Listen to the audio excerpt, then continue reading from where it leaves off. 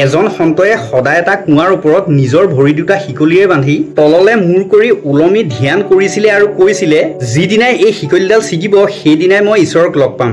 গোটেই গাঁও তেওঁৰ এই ভক্তি আৰু তপস্যাৰ কাৰণে প্ৰভাৱিত আছিলে। সকলোৱে তেওঁক প্ৰশংসা কৰিছিলে। এদিন সেই গাঁৱৰে এজন মানুহৰ মনলৈ ভাৱ আহিল, ময়ো ঈশ্বৰৰ দৰ্শন কৰিম। তেওঁ কুঁৱাৰ ওপৰত নিজৰ ভৰি দুটা ৰছীৰে বান্ধিলে আৰু তললে মূৰ কৰি ওলমি ভগৱান শ্ৰীকৃষ্ণক ধ্যান কৰিবলৈ আৰম্ভ কৰি দিলে। অলপ সময় পাছত যেতিয়া ৰছীডাল ছিগি গ'ল তেতিয়া ভগৱান শ্ৰীকৃষ্ণই তেওঁক ধৰিলে আৰু নিজৰ কোচত বহাই লৈ দৰ্শন দিলে। সেই মানুহজনে সুধিলে, প্ৰভু আপুনি মোক ইমান সোনকালে দৰ্শন দিবলৈ কিয় আহিলে? কিন্তু সেই সন্ত মহাত্মাজনে কেইবা বছৰৰ পৰা আপোনাৰ তপস্যা কৰি আছে। তেতিয়া ভগৱান শ্ৰীকৃষ্ণই মিচিকিয়া হাঁহি এটা মাৰিলে আৰু ক'লে, তেওঁ কুঁৱাত ওলমি থকাটো সত্য, কিন্তু তেওঁ নিজৰ ভৰিকেইটা লোহাৰ শিকলিৰে বান্ধি লৈছে। তেওঁ মোতকৈও বেছি লোহাৰৰ শিকলিডালত বিশ্বাস আছে। কিন্তু তুমি মোক সম্পূৰ্ণ বিশ্বাস কৰিলা, সেইকাৰণে মই আহি গলো। সেইকাৰণে ভগৱানৰ দৰ্শন পাবলৈ বছৰ বছৰ অপেক্ষা কৰাৰ দৰকাৰ নাই। প্ৰকৃত আত্মসমৰ্পণ ভাৱ আপুনি নিশ্চয় ঈশ্বৰক কাষত পাব অতি সোনকালে। প্ৰশ্ন এয়াই, আপুনি ঈশ্বৰক কিমান বিশ্বাস কৰে? যদি ভগৱান শ্ৰীকৃষ্ণৰ ওপৰত সঁচাকৈ বিশ্বাস আছে, জয় শ্ৰীকৃষ্ণ লিখি ভিডিঅ'টো যিমান পাৰে শ্বেয়াৰ কৰি দিয়ক।